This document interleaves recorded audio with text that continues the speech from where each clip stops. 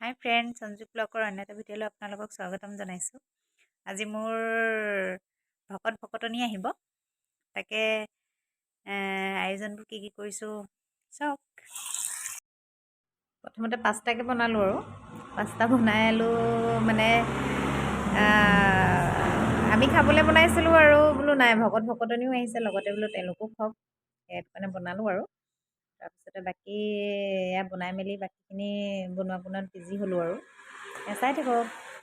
আৰু ভেজ পাস্তাটো খাই মই খুব বেছি ভাল পাওঁ, মোৰ ফেভৰেট হয়। আৰু চাওকচোন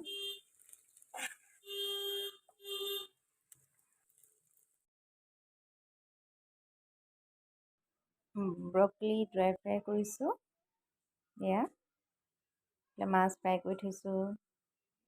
তাৰপিছত ডিম কাৰী মানে এইটো ক্ৰীমি ডিম কাৰী বনাম আৰু মই এয়া বনালোঁ আৰু এয়া চাওকচোন কি বনালোঁ আৰু ভেজ পোলাও বনালোঁ।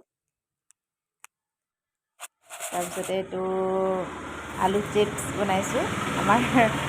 মোৰ ভকতনিৰ ছোৱালীজনীয়ে খুব ভাল পায় খাই, সেইটো কাৰণে তাইলৈ বনাই দিছোঁ আৰু সৰু ছোৱালী তাই খাই ভাল পাব বুলিকে। তাৰপিছতে এয়া চালাড বনালোঁ, তাৰপিছতে কিবাকিবি ধেৰ বনালোঁ আৰু বাকী বনোৱাখিনি দিবলৈ নহ'লে। এয়া আহি পালে আৰু তেওঁলোক আহিয়ে আৰু খাবলৈহে দিছোঁ। ওচৰতে ঘৰ যদিও সৰু ল'ৰা ছোৱালী এজনী আছে, সেইটো কাৰণে মানে লৈ নাহিলে তাইক, ডাইৰেক্ট আহি আৰু ভাতে দিছোঁ আৰু খাবলৈ। আয়োজন কৰি আৰু চব ছেটিংটো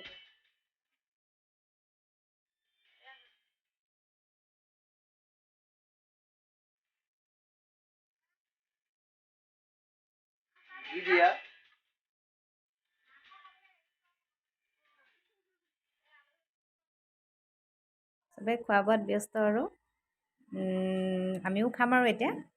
ভিডিঅ'টো চাই কেনে পালে জনাব, আৰু যদি ভাল পালে লাইক কমেণ্ট শ্বেয়াৰ ছাবস্ক্ৰাইব কৰিব।